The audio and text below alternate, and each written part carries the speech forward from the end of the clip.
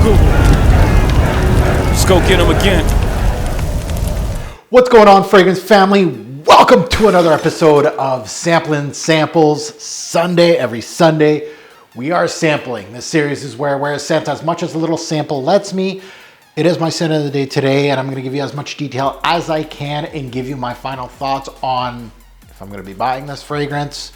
Am I going to get another sample, or simply this is the end of the road for this set? Today's sample is Gold Myrrh Absolute by the brand of Carolina Herrera. This one is part of her Confidential line, the upper echelon privé line, and it's on a subsection of that line, which is called the Eastern Treasure line, which is a tribute to perfume in the Middle East. So you're going to see some darker scents from that line. You may have seen or heard of me talking about this line a little bit on my channel, but this is probably the first standalone video on this line, which I'm excited to introduce to my viewers. I spoke briefly, and it has made some list of the fragrance called Virgin Mint, the mint-based fragrance. Excellent minty fragrance, and that's where it started for me, from this upper echelon line. And I wanted to discover more of this darker line from the Confidential line. So let's take a look at, let's go under the hood. Let's take a look at some stats on this one. Release date was back in 2021, so it's actually a fairly new release to the line. Concentrations eau de parfum. Nose behind this is two noses, Alex Lee and Veronique Nyberg. Now, the major notes to my nose when testing out this fragrance, of course, we're looking for myrrh. It's got it. It also has cacao and vanilla, so there's some gourmand tendencies in this release too. Very interesting, I would say, mashup of notes in this release. I can't wait to delve more into it. Let's go. Now let's finish off my little sample. This is a sample from someone on Facebook. I purchased a couple bottles from them, and they were gracious enough to give me little samples of the Herrera line. So let's remind me of this introduction. Let's finish off this sample again on vapors here. There's not much left in this sample. I've drained it. Tout fini. Now, this fragrance takes me a whole bunch of places. Off the top of Gold Myrrh Absolute, I was immediately a little confused on what I was getting, because I'm getting a huge blast of black pepper up top. It just reminded me right away from a designer brand. It was reminding me of Marc Jacobs Bang, to be quite honest. That black pepper is huge. It was very strong and one-dimensional. It really wasn't showing me much of anything else. The pepper is well done here, but very strong. Then I'm hit with a resinous, balsamic myrrh note. The myrrh is absolutely stunning. It's well-rounded. It's dark, it's resinous, it's sticky. It even has like a woody, like a dry wood chips type of a chord here, and it has some spice to it. At this point of the opening, I was like, okay, straightforward myrrh-based scent. And then when do these other gourmand-like notes come into play? And then the scent goes full 180. And I mean full 180 into the gourmand section. The transition is very surprising. It really changes gears fast. And yeah, it goes full gourmand on my skin all of a sudden. I've never experienced anything like it, that I went like, oh, dark, resinous, yeah, like woody and all that. And I'm like, okay, yeah. It goes full chocolatey, vanillic, and I'm like, whoa, whoa, whoa. So this fragrance goes, after that, it goes straight into a full-on powdered chocolate territory, almost like a huge dusting of chocolate with vanilla. The myrrh note just plain vanished out of sight, and I'm just like, okay, what is going on? This fragrance, of course, named after a certain note, and I just lost it. Like, it just showed up and then I lost it. In the dry down, and this is where this fragrance goes a little more complex, a little more interesting actually. In the dry down, the strangest thing, while I was pondering, where the hell did myrrh go? Where's all my darker notes? They couldn't have just shown up and just got kicked out.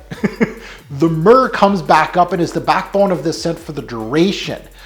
As the vanilla, those are, I would say the vanilla and the myrrh are the two backbones of this scent, like the back end of this scent, for the whole duration. So those are your two big pillars, while this chocolate dusting does its thing at the forefront.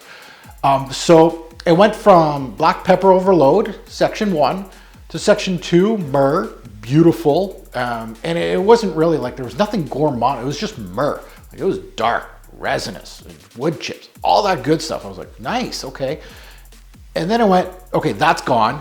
And then I went to full on gourmand. I was like, what is going on? And now the myrrh came into play again. The vanillic tendencies were the backbone, and then that dusting was at the front of it. That cacao, that chocolate, beautiful, but the transition took me off guard a little bit. It was very interesting. Now, the one note that ties everything together from top to bottom, which I didn't mention yet, was the Immortelle. And this is when testing, having like those little samples that give you like 1 day of testing. This fragrance, I wouldn't have noticed the Immortelle, I'll be honest. This was more of in the back end of like trying 2-3 times. I was like, oh, there's an Immortelle, and it does a lot in this release. Now the Immortelle, because I was so focused on the black pepper, and I was so focused on the myrrh note, and then the switch to gourmand, that I almost missed this amazing Immortelle note that was hidden in the background. Hidden in the background, but not really. It shows itself almost immediately. So now let's go back into the top. It comes in and out of the scent, giving its familiar baked bread, maple syrup, honeyed sweetness, and halite quality. If you look for it, you can really find it in the opening when it's thinner as a fragrance. You can really find it in the opening. Once you get hit with the myrrh, the Immortelle plays with it. And oh my God, the Immortelle and the myrrh work so well in that opening right there. But again, the Immortelle plays its role in the dry down too. It just ties the whole scent together, and it is one of my favorite notes of all time. And I do love the note of Immortelle being more in the forefront, being more, okay, here I am, I'm a big part of this fragrance. This fragrance, this note in this fragrance, it's so well hidden. It's almost a shame that they've hidden it, but it gives it a lot of different complexities to this fragrance. So it's funny to me, the advertising is all about the golden hue of this release, and everyone is so focused on the name of myrrh, of course, and the chocolate nuances, but the golden hue really comes from the Immortelle. That honeyed sweetness, let's go Immortelle here. That's the note. That's the note that honestly ties this. Again, the pillars are, yes, the vanilla quality and the myrrh, and then that chocolate dusting on top. But the Immortelle ties everything together. Beautiful, excellent throughout as a release, and definitely a showstopper of a scent. My first wearing, I was like taken aback. I didn't know. I almost felt like the blend was a little clunky in this release. But the more I wore it, the more I felt, okay, this is what this fragrance is all about. So a highly recommended fragrance. If you're just testing out this line, this is one to sniff. Now let's get into seasons, day, night, versatility, and performance. So the things that I recommend, seasons. Fall, winter-based fragrance. This is a darker scent. Early spring, you can wear this. That's the great thing about Immortelle, but it's more of a gourmand / darker release. So you got to be careful with the seasons that you're going to be wearing it. Of course, the cooler months. Day or night, I feel like this is more of a nighttime scent. Versatility, fairly average. There is, of course, it all depends on where you are in your journey, but when the cooler months come, this is the type of fragrance that I could wear day, night, casually. I can even dress this one up, even though it's a little more playful. Versatility is fairly average. Performance. Now, the performance on these, again, this is very interesting, or more of something that I really want to test out, is that people say that this thing is a beast. And you got to be careful when you're saying beast mode. Again, if it does on your skin, great. For me personally, longevity was 7 to 9 hours, which is good. I'm not bagging it. The longevity is good, but the projection was below average. And again, maybe it's just a sample, and that's why.